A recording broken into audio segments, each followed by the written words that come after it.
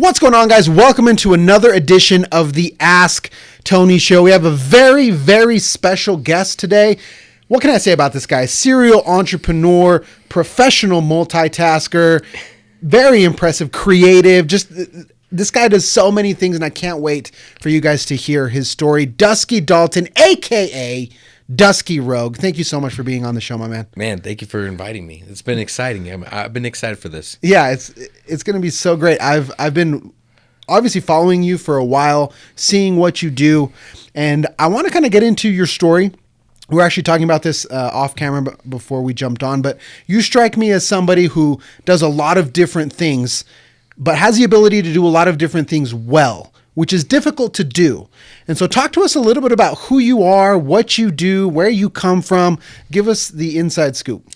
Well, if we're going to go far, far back, I was born in New Mexico, moved to Utah shortly after for my parents' schooling and everything. Raised in the same house my entire life, basically. Moved to Utah and that was it, basically. Went on an LDS mission, served in New Zealand, which was amazing. Best place ever. Everyone's like, what part? And I was like, I've gone everywhere. I've served everywhere. I've seen it all. And then got home from my mission, kind of got set up on to get married. Right when I got home, never met the lady. She was there at the airport. And we got married 4 months later. Like that, huh? To the day, we were married 4 months after I got home from a mission.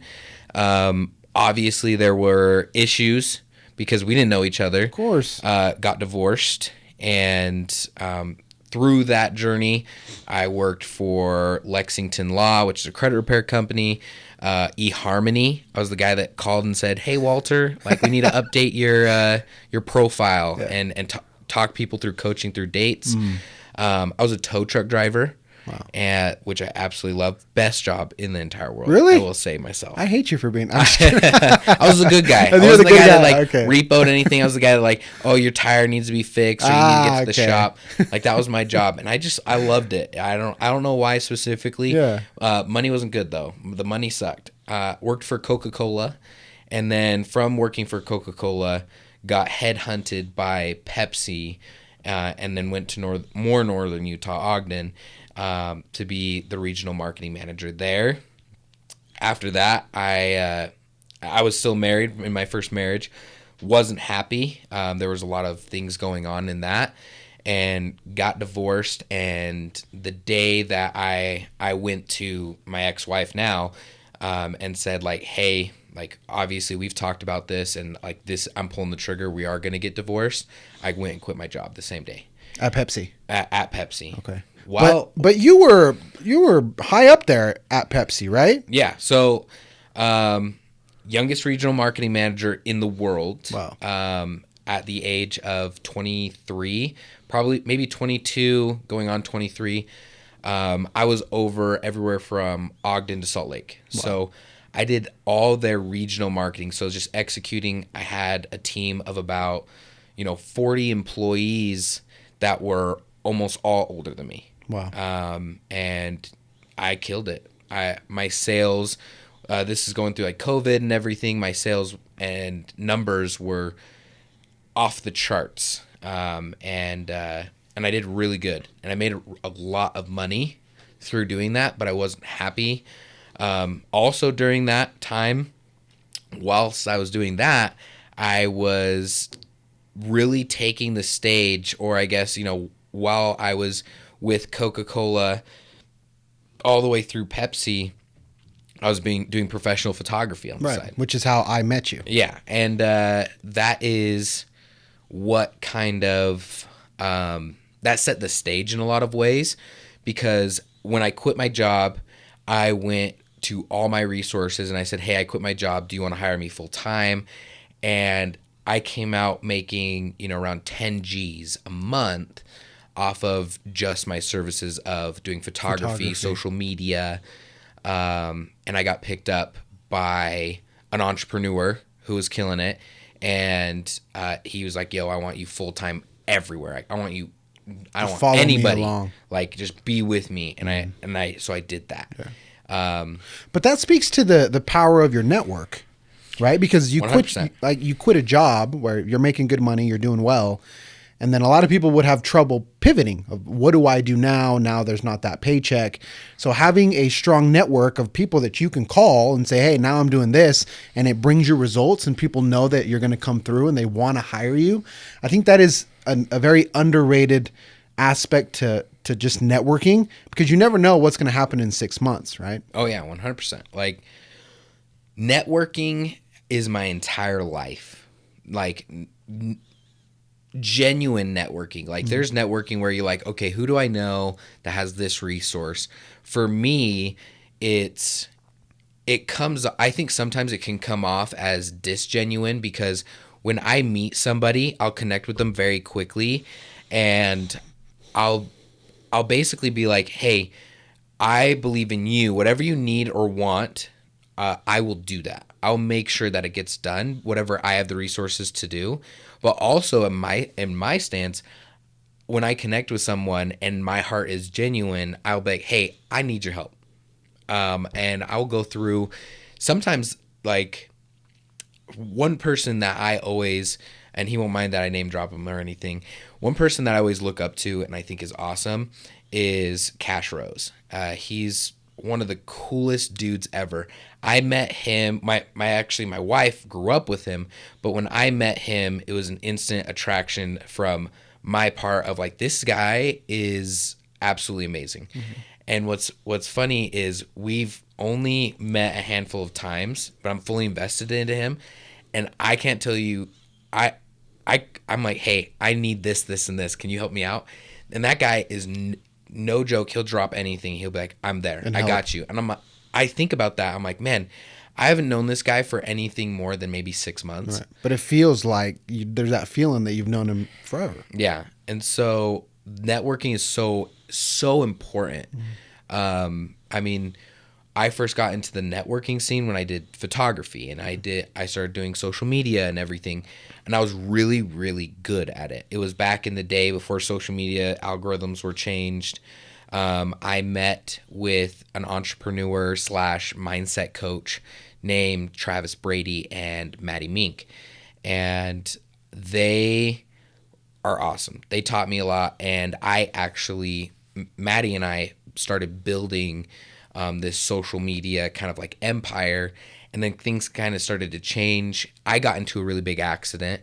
It took me out of the scene for about 2 months, and during that accident, I decided that I was not happy, that I was going to still work on my marriage, but that a lot of things had to change in order for me to go where I wanted to be one day. Sure.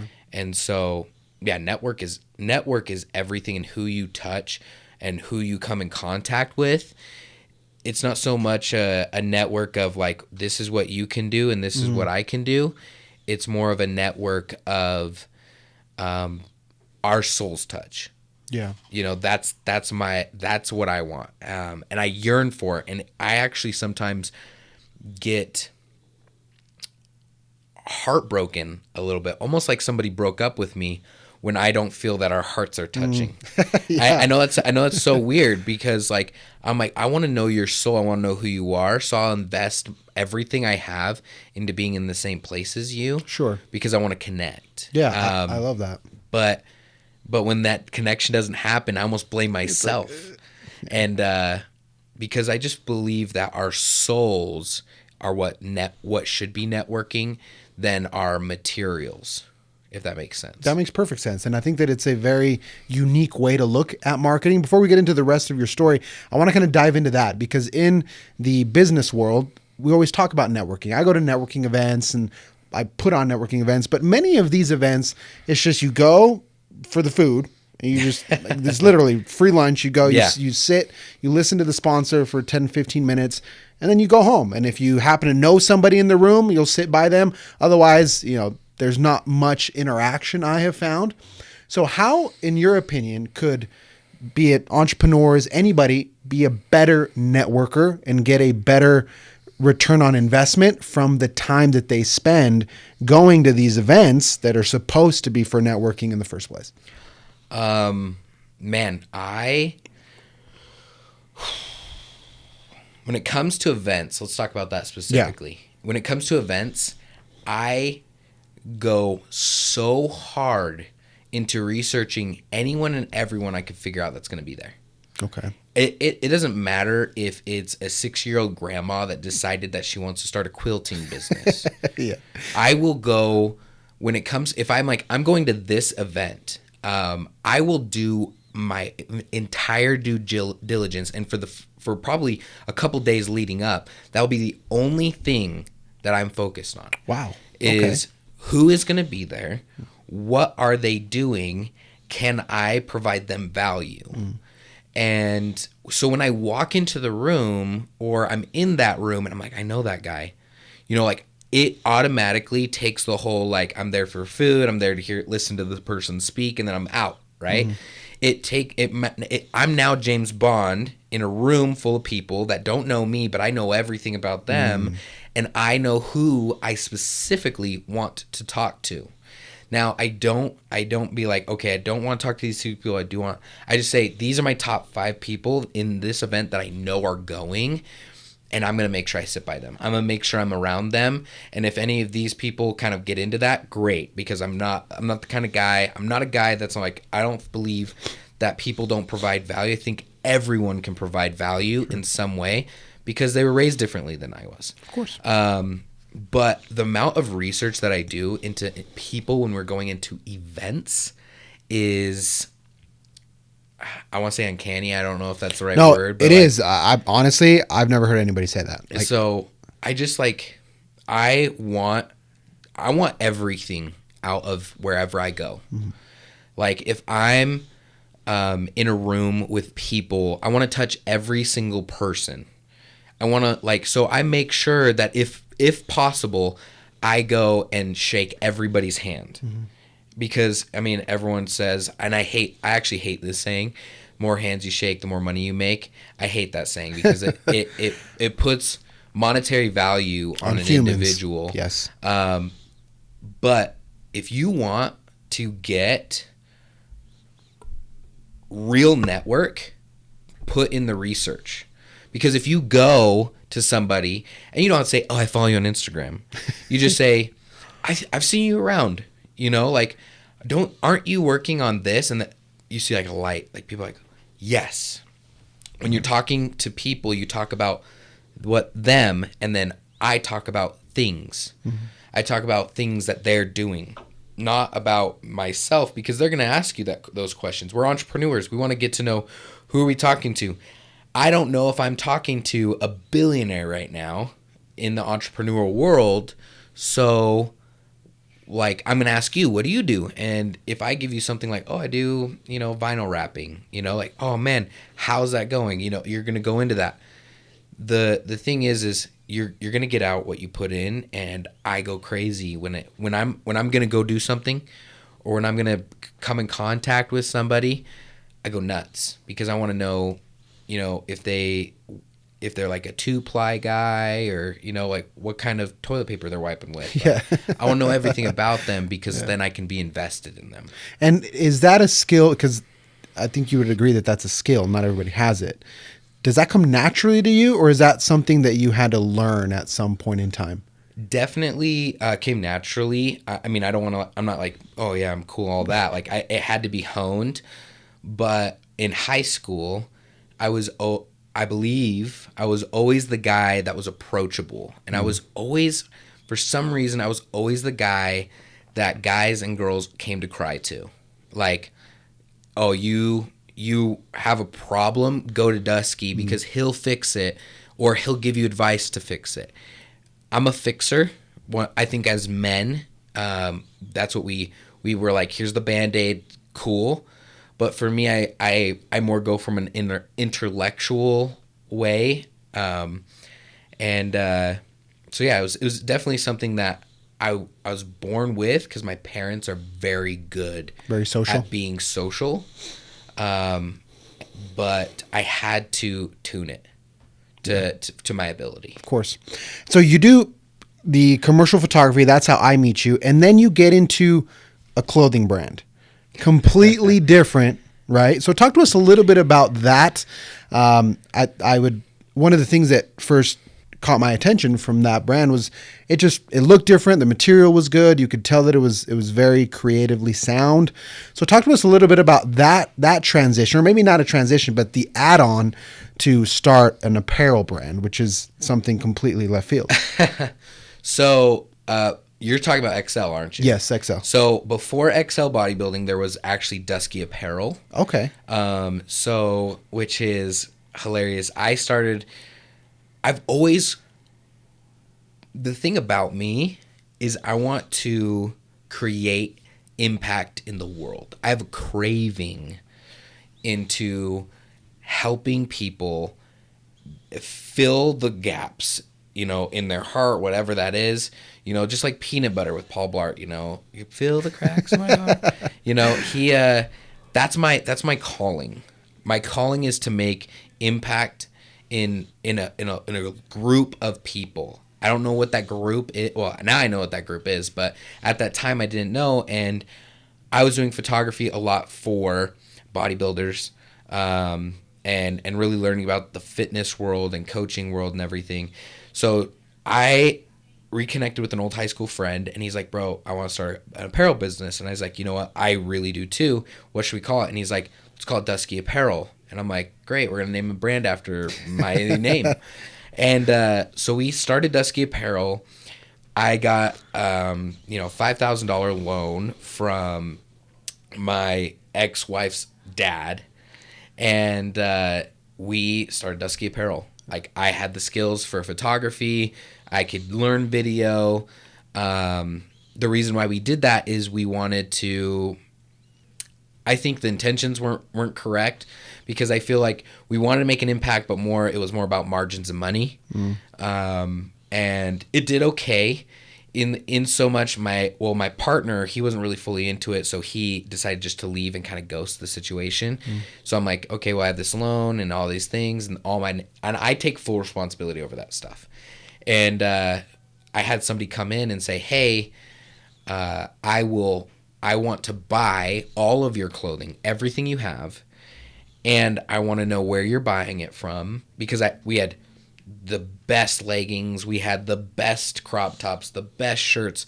Like, when I do something, I don't do it at 80%. I always go 100. Yeah. Always. It doesn't matter if it's not important. To me, it's important, because it has to be. Like, I'm a perfectionist in that way, but I'm not good at making perfection. So I need a team around me to help me do that. Right.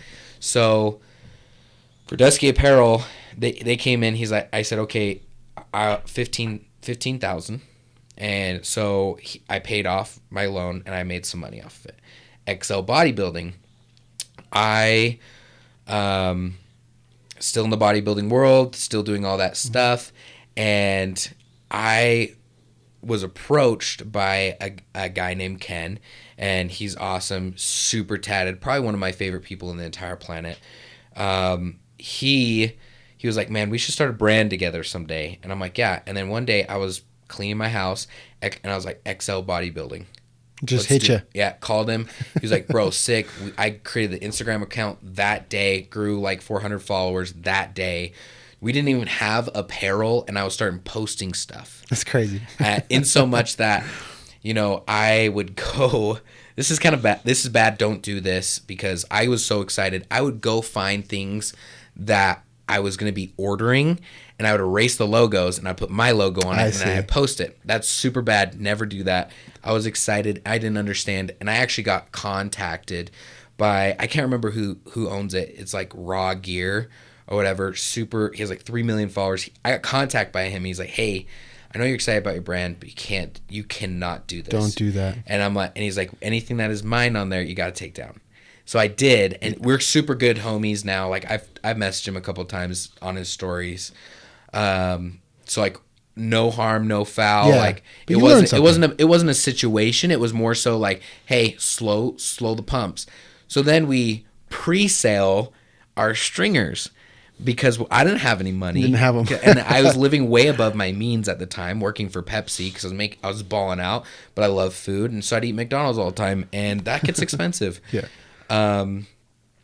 XL was born, basically. I did that because the people I was impacting at the time were bodybuilders. The people that I was around were bodybuilders. I was also helping build FTC Utah. Eddie and I got together before it was even a thing, and I actually with Eddie named it. So like had a whole hand in that. Got to watch it be built. We got to design it together. Eddie obviously is his baby, but it was I'm the kind of guy who love being a part of that stuff. And then I wanted to take XL to another level, and it started going that way.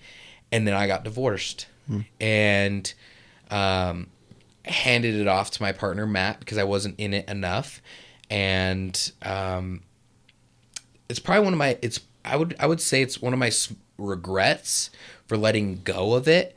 But at the same time, I would never be able to be like, oh, I want to take it back, because they're running it now. They're doing their thing. I don't know specifically how it's going, but when I was there, it kind of shook Utah a little bit. It was growing, yeah. And it was going great. And so, but I wasn't in the right situation, and so I said, okay, Matt, it's yours. I built a team. We had 10 guys in this chat. We had like a team, like an XL team. And that was my first look, or like my first lick of impacting individuals that didn't work for me. Right. Yeah. And you're right. I mean, it was a brand that was very high quality. Everything that was made was very good. I bought your t-shirts and stuff, so I still wear those all the time. Good. And then you then make the move to what you're doing now, which is a project that I find super interesting. I think the way that, at least from what you've told me, I think it is very unique, and it touches on something that is brand new for a lot of people, and it's NFTs. So talk to us a little bit about what got you into NFTs and this project that you have going on right now. So what got me into NFTs is, man, that's difficult because I was killing it in investment sales. I am all about, and I still do investment consulting on the side. I don't put it out there anymore, but people come to me all the time and say, hey, like, I have this amount of money. What should I do with it? How can I make more money? And then I help them get that way. Obviously not through financial advice. They have to figure all that crap out by themselves. But I heard about NFTs. Everyone that's in the NFT world knows about like Bored Ape Yacht Club. Yep. And they're like, holy cow, this picture is worth X amount. But what people don't understand, and I wish we could change the verbiage, but I think we're just too far along, is I wish we didn't call them NFTs. We just called them access passes. Okay, that's an interesting way to look at it. Yeah, and because people don't understand what an NFT is, that makes them scared.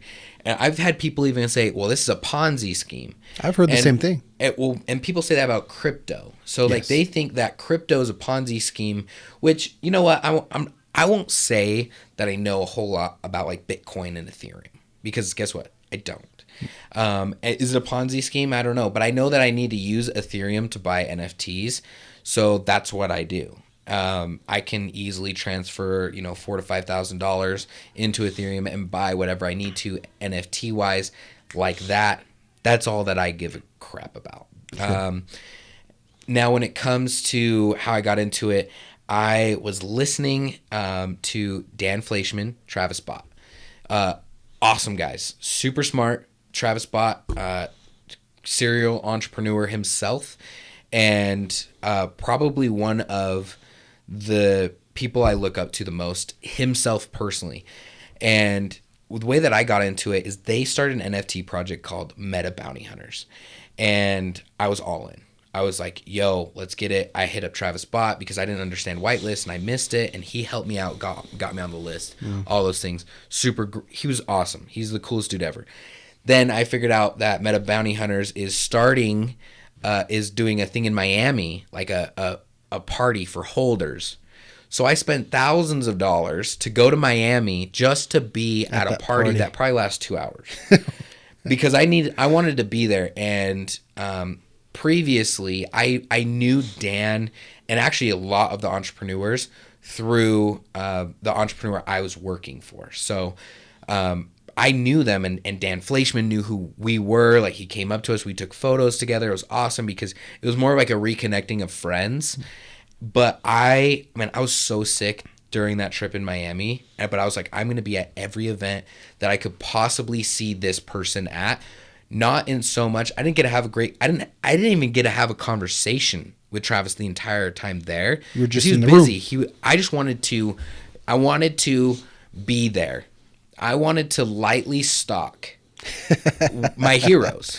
Yeah. And the thing is those people, they will start remembering you when they see you all over the US. So when he sees me here and then sees me in Miami, I want him to just know of me. I don't care if he even knows my name. He's just like, I've seen that face 100 times. Who are Why? you? And I'm like, well, because I'm following you. Literally. I'm literally going wherever I can go to be around you. So that's where I got started, and I started diving into it, and I started flipping NFTs, and I made a good amount of money because everyone follows the hype. Everyone. And then guess what? I can use that to my advantage because I know people and I know hype.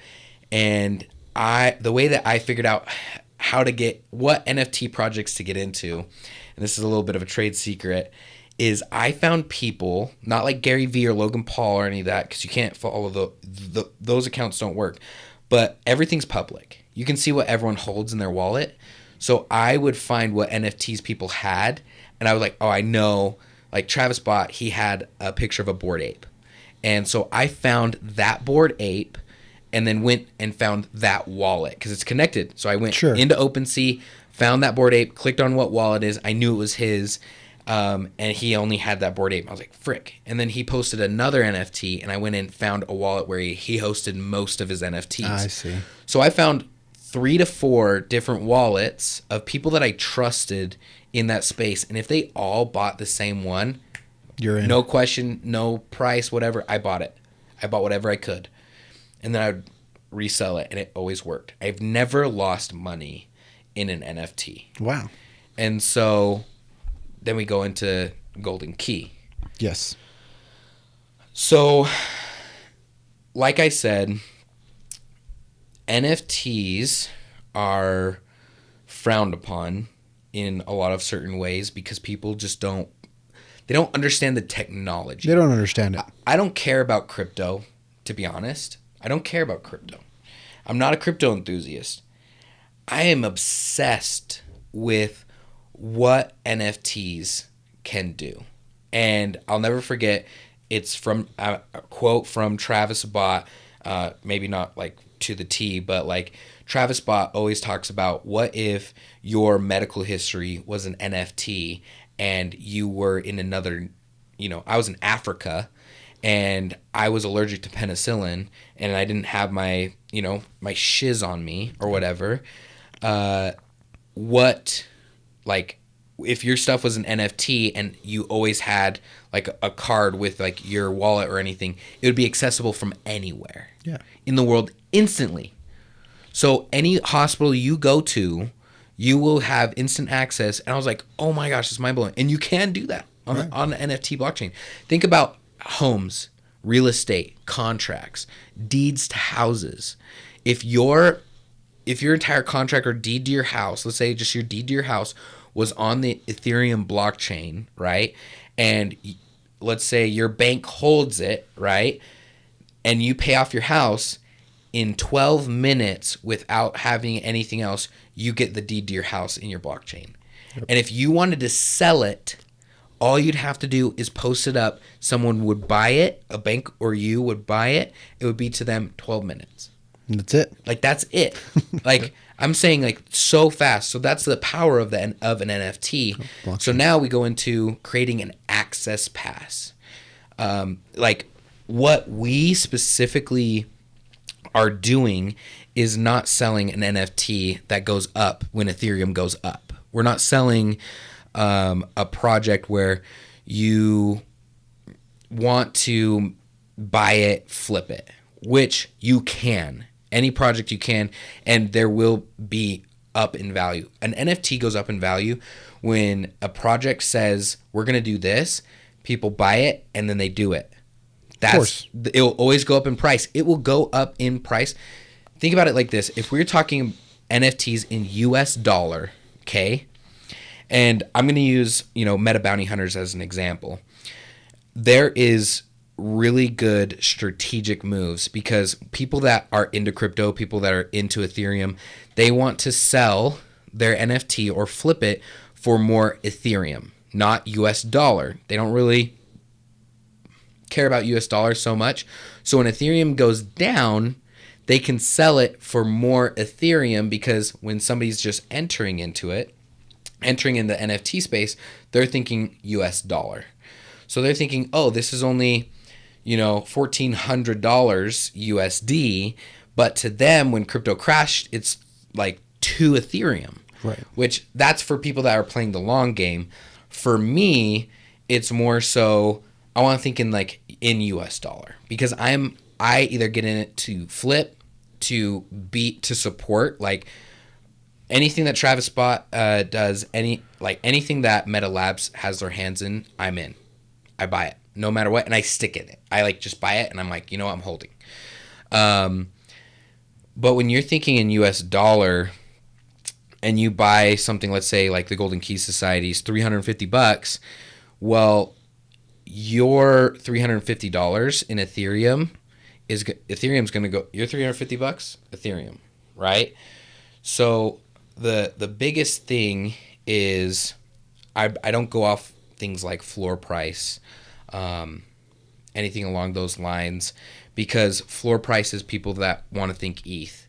For us, what we're doing is we're creating an access pass for everybody, and the reason why we're just simply using the NFT technology because you now have ownership over that access pass. Sure. So instead of you buying a ticket to a mastermind, or let's say what's a mastermind that like you subscribe to every year or something. The RIT Syndicate. It can be that. It can be 10X. Cardano's 10X. It can 10X. be, there's a bunch out there. Yeah. So when there's a renewal fee every year, and I think in some ways there's a monthly fee.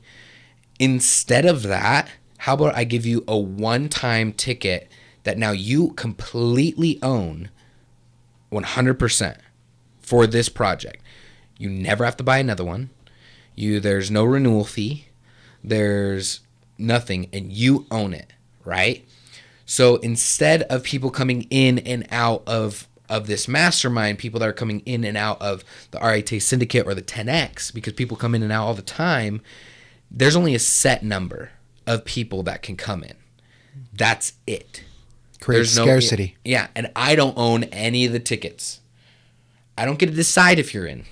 Oh, I see. Okay. I don't get to be the one that says, oh, yeah, he needs one. Like, no, it's if this guy's like, you know what, I'm out, he can sell it to you.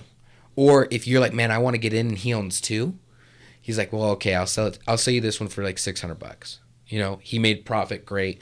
I really don't think that's the whole meat and potatoes of that. But the thing is we are using NFT technology for our mastermind access pass, and now you own a part of it. You own power in it. You don't own a part of the company, but you own the access to the company. It's not stock.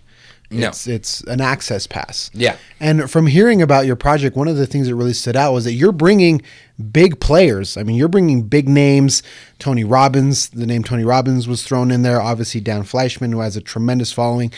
And you're making it accessible to people for $350. Yeah.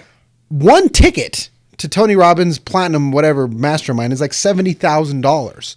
So talk to us about that, because most people, they do these monthly fees, or a ticket to 10X is $2,000.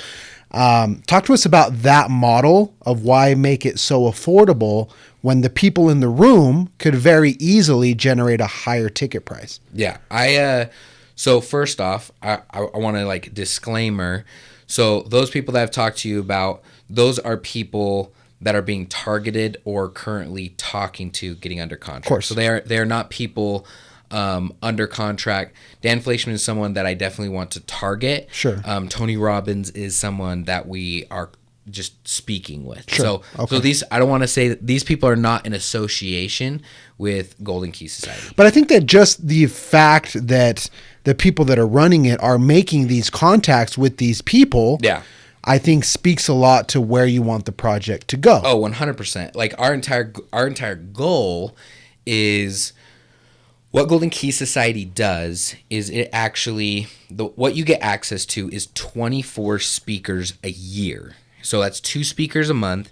And that's going to be top entrepreneurs and investors every year. We've already started to announce on our Instagram page those speakers and everything like that. We're rolling that out just to show you, like, okay, July 27th is when these access passes go on sale, right? We're already showing people that it doesn't matter whether you buy or not. We already have people lining up to speak and give value in education. And I wanted to create a baseline of education. I don't want to replace another mastermind. I don't want to, step on somebody's course. What I want to do is be like, you know what? If you can't afford anything, or if you're a seasoned investor, it's for the beginner and the seasoned. But I like to go along the lines of beginner. If you don't know anything, you don't know who to talk to, you don't know what program you should be getting into, you want to be an entrepreneur, but you don't know how to scale a business. Well, for $350 for the rest of your freaking life, I will give you these speakers as a baseline. I'll provide you 2 networking events a year, and then I will provide you investment opportunities to grow your generational wealth. Now, our entire goal and our game plan, this is a little bit of a little secret that I haven't told anybody else publicly, that our goal is to do this first mint, right? And this first mint, we're going to have 15,000 tickets at $350 each. We have a scale system, so people that own more of these access passes get more things. So we have a holder, which is 1 or more. We have an insider, which is 5 or more, and then we have a VIP, which is 15 or more. So there's other things that you can get in if you're really in it, but you can just get 1. And so what we want to do is we're going to mint in July. We are going to sell out, and then what we want to do is we want to put millions of dollars into Utah's biggest event ever in the entire, I want it to shake America and be like, holy cow, 1-day event. And I want Tony Robbins to be the last speaker. So obviously I can't say that he's going to be there because, right now at this time, it's just in negotiation. It's just talking. It is all just gray lines right now. Of course. But I want to make, I want, Nick Stanton-Estasso will be there. He's somebody that will be there. I want Serena Williams there.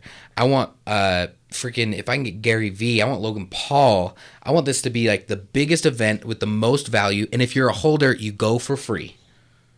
And you just sit there, and I want like Magic Johnson there. Like I have this dream roster list of people that I'm already starting to reach out to and be like, I need to know your retainer. I need to know the dates. I want to do it next May. And that's what I'm going to use these funds for. Now, what I'm going to do is then I'm going to get these people, pay their retainer so that they're ready to go. And then I'm going to probably put $500,000 to $1 million worth into marketing alone for this one event day called the Golden Key Summit, and blow it up. What that does is now I have 15,000 tickets of people that own it. If they're a VIP, they own 15. What I want to do is I want to raise the floor price I'm talking US dollar. I'm not going to talk Ethereum. Yeah. I want each one to be worth $1,500. Each ticket, each NFT from holders that they have, $1,500 minimum. And then I'm going to do another drop. I'm going to do a drop of 10,000 at 1,500. Golden Key version 2 at 1,500 each. And that will be the last drop that we will ever do, because VIPs get another NFT that drops them basically an NFT every 3 months. And those will be the only NFTs that will have access to bring more people in, unless somebody sells off what they already have.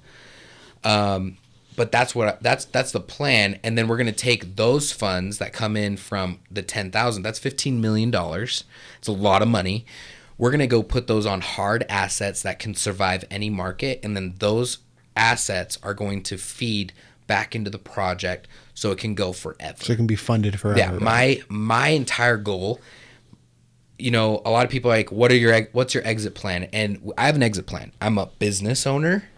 You have to have an exit plan that benefits everybody, and that includes the holder, right? But I want to be with this company until I die. I can sell off ownership to someone and still be the CEO of this company, and that's what that's my plan. I have a 10-year exit plan. I have a 5 and I have a 10, and so, but with this. My biggest thing, what I'm getting to, is I want one day for a adult, somebody that was 20, and then 30 years later, they share their story of how they gave this access pass to their child. Wow. And then so that their child can have that education. So what I'm gonna do, in all confidence, I am going to raise the standard of education for young adults and entrepreneurs and investors, and give them a baseline of what they can do. I'm going to raise the standard for real networking. And then I'm going to give everybody the best investment opportunities of their life. What we're going to be doing is we're going to create an app that actually holders can go and tap in and use, only holders. And it'll have all of their access passes, tickets to collaboratory events. So other events that aren't Golden Key will be able to go into. And yeah, we're selling it for the price of $350 bucks. That's insane. I mean, the value is absolutely tremendous. And I think that it really speaks to your desire as a human being to help as many people as you can. Because again, you could easily sell it for more. You personally make more money. You personally put yourself in a better short-term situation if you wanted to do that. But the fact that you want to lower the bar of entry and heighten the value prop, I think that's where true impact lies. Yeah. When those two things intersect, I think that's where people can truly make a difference. So for somebody who doesn't have NFTs, doesn't have a wallet, talk to us really briefly of how they can get involved. Once you have your mint in July, they're hearing this, they're like, this is dope, that sounds amazing. What do they have to do to actually be able to become a holder?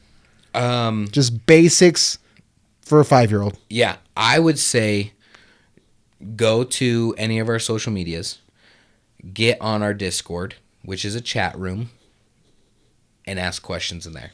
And We'll take care of you. Be active.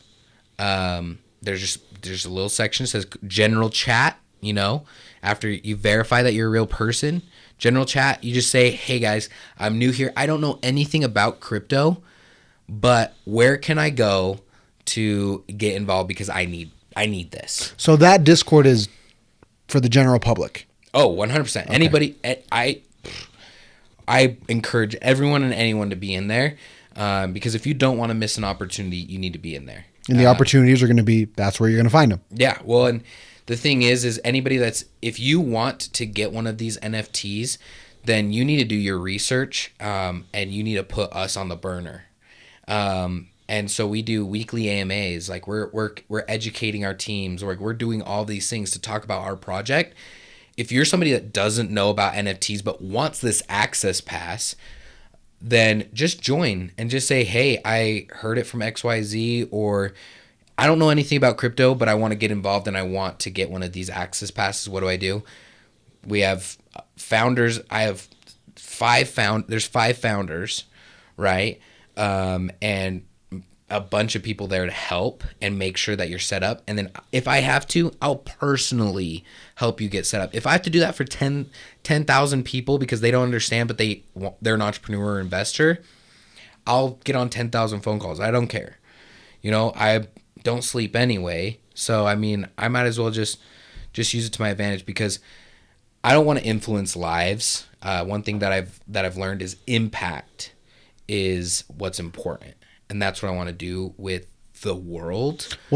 What's the difference between influence and impact? I knew you were going to ask me that question. I knew I didn't really. Influence, so I can't token this as my own. Yeah.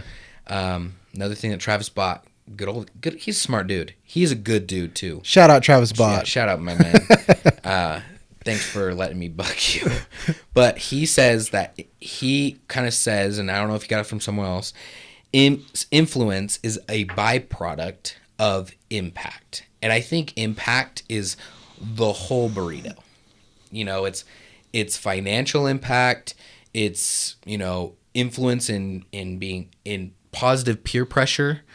It's the proper network. Like, this is all impact. Like, that's the whole thing. And I think influence is just like you bite it. You know, it's like influence is when you're scrolling on Instagram or TikTok or something like that, and you see something that you like, right? That's influence.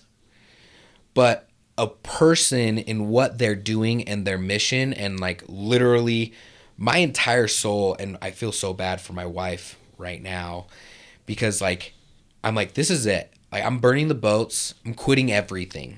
This is it. Like, this is all or nothing. Either I'm gonna be broke or we're gonna kill it on the thing, or we're gonna change the world. And I'm not taking money from anything. Like, I'm, as a business owner, I don't start making money from this project until so far down the road it will make you want to throw up. Like, that's not what I'm saying. What I'm saying is this is everything, and I'm burning the boats because that's what good old TR Tony Robbins says. And I'm actually doing it, but I have to take my family through it too. And I feel so bad for them, but I know that we can create impact in the world in raising the standard and whilst lowering the barrier of entry into education, networking, and opportunity. So I think impact is when it's driven by sincere, heartfelt motive. Influence is somebody looking from the outside and being like, oh, that's cool. I agree. I think that's probably the best description I can give you on that. Yeah, no, I would agree with that definition. It's the equivalent of me posting real estate educational videos. Somebody watches them, they think they're cool, versus me helping a seller make $300,000 on their sale. That is impact. Yeah. This is influence. I completely agree. Dusky, where can people find you specifically? You mentioned your Discord. I know you have Instagram. Some old geezers still use Facebook, TikTok. Like, where can people plug in so that they don't miss anything?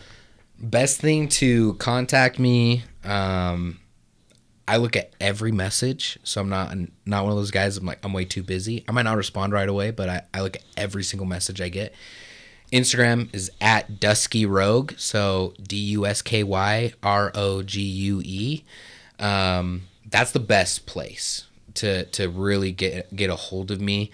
And if you want to get involved, anything, hit me up. I'll get you set up because like this is I'm gonna go along my entire life from here on is I'm not too busy for the individual. And whatever I have to do to make sure that that's always the case, be that I have to hire people to, take care of a company and everything, I will never be too busy for an individual that wants impact, that is sincere. Yeah. So, but yeah, contact me on Instagram, Dusky Rouge. That's probably the best place. Golden Key Society's Instagram is goldenkeysociety.io.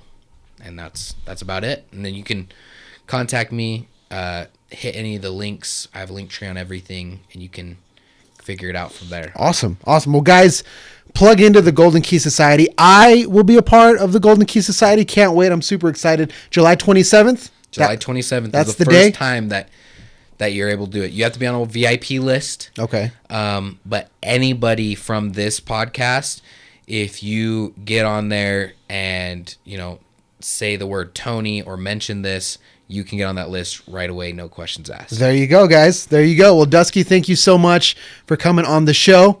Till next time, guys.